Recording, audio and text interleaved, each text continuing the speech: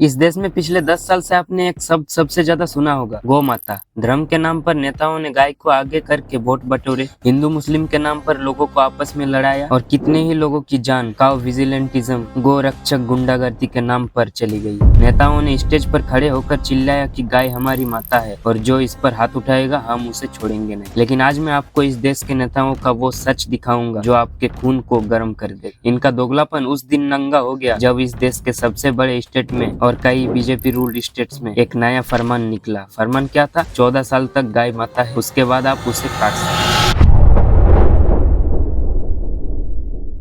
हाँ दोस्तों, आपने बिल्कुल सही सुना। अभी हाल ही में 2026 में ईद उल अजहा से ठीक पहले वेस्ट बंगाल में शुभेंदु अधिकारी के अंडर बीजेपी सरकार और उनके लोकल एडमिनिस्ट्रेशन ने West Bengal animal slaughter control act 1950 को स्ट्रिक्टली एनफोर्स किया। इस नए ऑर्डर के हिसाब से अगर आपको गाय, बैल या भैंस का स्लॉटर करना है तो आपको एक फिट फॉर स्लॉटर सर्टिफिकेट लेना पड़ेगा। और इस सर्टिफिकेट की सबसे बड़ी शर्त क्या है? शर्त यह है कि जानवर की उम्र 14 साल से ज्यादा होनी चाहिए या फिर वो परमानेंटली बीमार, डिसेबल्ड या ब्रीडिंग, बच्चा पैदा करने के लायक ना होना चाहिए। मतलब समझ रहे हो? इनके कानून में साफ लिखा है कि 14 साल के बाद उस गौ माता का कत्ल किया जा सकता है। ये कैसा कानून है? ये कैसा धर्म है? एक आम इंसान के हिसाब से सोचिए, जिसे आपने माता बोला, जब तक उसने आपको दूध दिया, जब तक उसने बच्चे पैदा किए, तब तक वो आपके लिए गौ माता थी। पर जब 14 साल बाद वो बुढ़ी हो गई, जब उसका दूध देना बंद हो गया और जब वो डिसेबल्ड हो गई, तब अचानक से आपका धर्म बदल गया। तब आपने उसको एक सर्टिफिकेट देकर कचड़े और कसाई के हवाले कर दिया। दोस्तों, इनके हिसाब से जब तक अपनी जन्म देने वाली माँ दूध देगी तब तक वो माँ रहेगी, और जब इन दोगलों की माँ दूध नहीं देती या बुढ़ी हो जाती तब ये लोग शायद अपनी माँ को भी बेच देते हैं। छी, शर्म आनी चाहिए इन लोगों को। भाई, इनका धर्म बिल्कुल मोबाइल रिचार्ज की तरह है, जब तक बैलेंस है सब ठीक है, बैलेंस खत्म नेटवर्क भी खत्म। हिपोक्रेसी की भी सीमा होती है। ये कोई आम हिपोक्रेसी नहीं है। इस पूरे कानून का असल कनेक्शन डायरेक्टली इनकी जेब, इकोनॉमी और एक्सपोर्ट से जुड़ा है। अरे बाप रे, ये तो धोती खोल रहा है। अब आते हैं इस देश के उस स्टेट पर जो हिंदू हृदय सम्राट और गौ रक्षा के नाम पर सबसे आगे रहता है, उत्तर प्रदेश, और वहाँ के चीफ मिनिस्टर योगी आदित्यनाथ। क्योंकि इलेक्शन जीतने के लिए योगी जी हर रैली में गौ रक्षा की बातें करते हैं, पर असल ग्राउंड रियलिटी कुछ और ही पिक्चर दिखाती है। जनवरी 2026 में एक बहुत बड़े साधु और शंकराचार्य स्वामी अभिमुक्तेश्वरानंद ने योगी आदित्यनाथ को खुली चुनौती दी थी। स्वामी जी ने साफ साफ कहा कि एक तरफ आप सनातनी हिंदू बनने का नाटक करते हो और दूसरी तरफ यूपी से बड़े पैमाने पर बीफ एक्सपोर्ट हो रहा है। उन्होंने योगी जी को 40 दिन का टाइम दिया था बीफ एक्सपोर्ट बंद करने के लिए, वरना उन्हें फेक हिंदू घोषित करने की चेतावनी दी थी। और सबसे खतरनाक झोल इसी बीफ एक्सपोर्ट सब में है। सरकारी डॉक्यूमेंट्स और अपेडा की रिपोर्ट्स में इसको हमेशा बाफेलो मीट, भैंस का गोश्त लिखा जाता है ताकि जनता को बेवकूफ बनाया जा सके। लेकिन ये एक ओपन सीक्रेट है और खुद शीर्ष साधु ने ये इल्जाम लगाया है कि बिना किसी डीएनए टेस्टिंग के बाफेलो मीट के लेवल के पीछे असल गाय का मीट बीफ स्लॉटर करके विदेश भेजा जा रहा है। इंडिया दुनिया में बीफ एक्सपोर्ट करने में टॉप 3 में आता है और इस करोड़ों के बिजनेस में सबसे बड़ा फायदा यूपी और इन नेताओं की गोद में बैठे बड़े बड़े एक्सपोर्टर्स उठा रहे हैं। जोर जोर से बोल के लोगों को स्कीमें बता दे। तो एक तरफ आम आदमियों और माइनॉरिटी कम्युनिटीज को गाय के नाम पर टारगेट किया जा रहा है और दूसरी तरफ यही सरकार 14 साल की उम्र के बाद गाय को लीगल स्लॉटर सर्टिफिकेट बनवाकर अपने करोड़ों के बीफ एक्सपोर्ट का धंधा चला रहे हैं। ये बीजेपी का और इन फर्जी गौ रक्षकों का वो डबल इंजन मॉडल है जिसे आज तक किसी मेन स्ट्रीम मीडिया चैनल तो दिखाएगा नहीं। तो आप सबसे बड़ा सवाल दिमाग में ये आता है कि स्टेज पर गाय हमारी माता है चिल्लाने वाली नेताओं के नाक के नीचे ये करोड़ों का बीफ एक्सपोर्ट का धंधा आखिर चल कैसे रहा है? गौ माता को 14 साल के बाद काटने का ये सिस्टम अचानक से कैसे बन गया? ये सब अचानक नहीं हुआ, ये एक पूरी तरह से वेल प्लान्ड कॉर्पोरेट और पॉलिटिकल माफिया का खेल है जिसे पिंक रेवोल्यूशन, मीट इंडस्ट्री का बूम कहा जाता है। और ये चलाता है सीधा हमारा सेंट्रल सिस्टम और APEDA, agricultural and processed food products export development authority. जब कोई आम आदमी किसी जानवर को ले जाता है तो उसे गौरक्षक रास्ते में पीट पीट कर मार डालते हैं, लेकिन जब यही मीट बड़ी बड़ी ऐसी ट्रक्स में भरकर अपेडा अप्रूव स्लॉटर हाउसेस से निकलता है तो किसी गौरक्षक की हिम्मत नहीं होती उस ट्रक को छूने की। क्यों? क्योंकि उन ट्रक्स को सरकार और पुलिस का वीआईपी प्रोटेक्शन मिला होता है। एक गरीब मुस्लिम का ठेला रोक लेंगे 50 लोग, लेकिन अपेडा की ऐसी ट्रक के सामने यही 50 लोग सडनली अंधे, बहरे और लेम हो जाते हैं। अब जरा ग्राउंड रियलिटी देखो कि यूपी जैसा राज्य जहाँ योगी आदित्यनाथ जी खुद को सबसे बड़ा हिंदू नेता बताते हैं, वहाँ ये कैसे हो रहा है? इंडिया में अपेडा से रजिस्टर्ड और अप्रूव्ड सबसे ज्यादा modern mechanised slaughter houses Uttar Pradesh में ही है। सरकार एक तरफ छोटे किसानों और लोकल मीट शॉप वालों पर डंडे बरसाता है, उनकी दुकानें बंद करवाती है, और दूसरी तरफ इन्हीं मल्टीनेशनल मीट एक्सपोर्ट कंपनीज को हजारों करोड़ की सब्सिडी, इलेक्ट्रिसिटी में छूट और एक्सपोर्ट लाइसेंस बांट रहा है। ये कैसा दोगलापन? एक गरीब के लिए कानून अलग और रिच मीट एक्सपोर्टर्स के लिए कानून अलग। वाह मोदी जी वाह।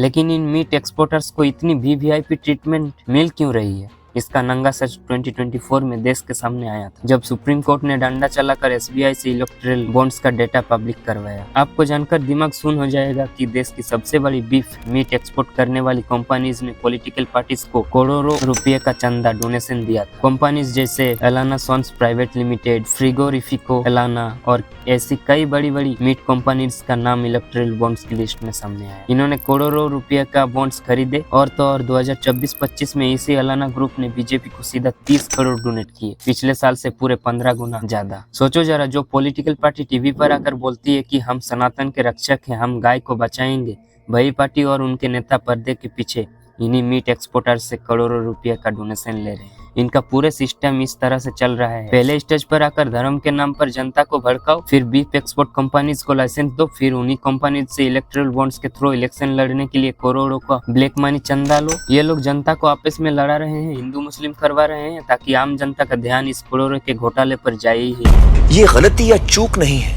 ये फ्रॉड है, धोखा है, विश्वासघात है।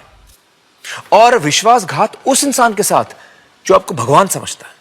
और जो 14 साल वाला रूल लाया गया, उसका मैकेनिज्म तो और भी घटिया है। सरकार ने रूल बनाया कि गाय या बैल को तभी काटा जाएगा जब वो 14 साल के हो जाए या परमानेंटली डिसेबल्ड हो जाए, और इसके लिए एक वेटेरिनरी डॉक्टर, जानवरों का डॉक्टर और local administration fit for slaughter certificate देगा। लेकिन ग्राउंड रियलिटी क्या है? एक हेल्दी गाय या बैल को डिसेबल्ड या 14 साल का घोषित करवाना सिस्टम के लिए बाएं हाथ का खेल है। लोकल दलाल और करप्ट ऑफिसर्स टेबल के नीचे चंदा 1000 रुपए की रिश्वत लेते हैं और एक हेल्दी जानवर का fake fit old age certificate बन जाता है। उस पेपर के दम पर इलीगल स्मगलिंग को लीगल एक्सपोर्ट का रूप दे दिया जाता है। माँ को तब तक निचोड़ो जब तक वो फायदा दे, और जब फायदा खत्म हो जाए तो एक फेक पेपर पर स्टैम्प मारकर उसको फैक्ट्री में भेज दो, ताकि इनकी पार्टी का फंड भरता रहे। इन गुंडों ने धर्म को एक धंधा और भावनाओं को एक बिजनेस मॉडल बना दिया है। अरे बेटे, तुझे थकान नहीं लग रही क्या?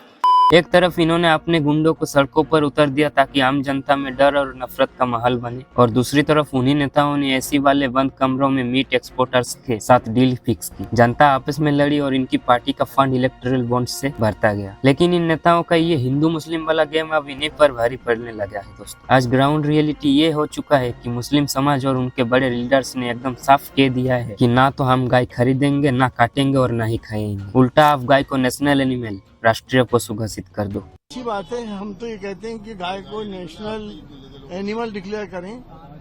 कई बड़े बड़े इस्लामिक ऑर्गेनाइजेशन और मुस्लिम राष्ट्रीय मंच ने ओपनली सरकार से डिमांड की है कि काउ स्लॉटर को पूरी तरह बैन करके इस मुद्दे को हमेशा के लिए खत्म कर दिया जाए। अब आप सोचिए, अगर मुस्लिम समाज ने गाय के मुद्दे से खुद को पूरी तरह अलग कर लिया तो इन नेताओं की दुकान कैसे चलेगी? इनका तो पूरा स्क्रिप्ट ही फ्लॉप हो जाएगा। फिर ये किसके खिलाफ जनता को भड़काएंगे? दोस्तों, इनकी दोगली पॉलिटिक्स देखकर तो अब सच में ये लगने लगा है कि जिस दिन इनको गाय के नाम पर वोट मिलना बंद हो जाएगा, ये नेता गॉड बकरे को भी भगवान बना देंगे और चिल्लाएंगे कि बकरा हमारा देवता है, इसकी रक्षा करो। इनके लिए भगवान और माता सिर्फ एक इलेक्शन सिंबल है और कुछ नहीं। जनता को आप मूर्ख समझना बंद कर दीजिए।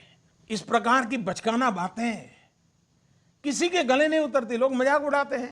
देश की पुलिस और एडमिनिस्ट्रेशन का दोगलापन देखिए। जब यूपी के दादरी में मोहम्मद अखलाक के घर में भीड़ घुसती है तो पुलिस एक गरीब आदमी के फ्रिज का मीट चेक करने के लिए उसे फॉरेंसिक लैब भेजती है। पर जब हजारों टन मीट एफएडा के सर्टिफाइड स्लॉटर हाउसेस से बड़ी बड़ी ट्रक्स में भरकर कोर्ट पर जाता है तो किसी पुलिस वाले की हिम्मत नहीं होती उस ट्रक का पिछला दरवाजा खोलकर चेक करने की कि उसमें भैंस है या किसी फेक पेपर पर काटी गई 14 साल वाली बुड्ढी गौ माता। वीआईपी प्रोटेक्शन में एक्सपोर्ट चल रहा है और हमारी गोदी मीडिया नेशनल टीवी पर बैठकर 9 बजे के प्राइम टाइम में ये अंकर्स हिंदू मुस्लिम पर खून गर्म करने वाली डिबेट करते हैं। पर जब सुप्रीम कोर्ट के आदेश पर state bank of India SBI electoral bonds का डेटा रिलीज करता है और उसमें देश की सबसे बड़ी बीफ मीट एक्सपोर्ट कंपनीज जैसे एलाना सन्स, फ्रिगोरिफिको एलाना का नाम आता है जिन्होंने करोड़ों का चंदा डोनेशन रूलिंग पार्टी को दिया था, तभी एंकर्स की जुबान को लकवा मर जाता। किसी मीडिया चैनल ने योगी आदित्यनाथ, शुभेंदु अधिकारी या सेंट्रल गवर्नमेंट से ये नहीं पूछा कि आप सनातन के नाम पर वोट मांगते हो और बीफ एक्सपोर्टर से नोट पैसे क्यों लेते हो। आज मैं इस देश के सिस्टम, इन दोगले नेताओं और उन सभी गुंडों से डायरेक्ट सवाल पूछ रहा हूँ। अगर आप सच में गाय को माता मानते हो तो ये 14 साल के बाद स्लॉटर लीगल वाला ऑर्डर तुरंत वापस क्यों नहीं लेते? क्या माँ के बूढ़ी होने पर जब वो दूध देना बंद कर दे तो उसको एक फेक मेडिकल सर्टिफिकेट पर कसाई के हाथ बेचना आपका धर्म है? जब आपको पता है कि ये बड़ी कंपनीज बीफ मीट एक्सपोर्ट करती है तो उनसे इलेक्ट्रल बॉन्ड्स के रूप में जो करोड़ों रुपए का फंड लिया, क्या उस पाप के पैसों को आम जनता और गौशालों को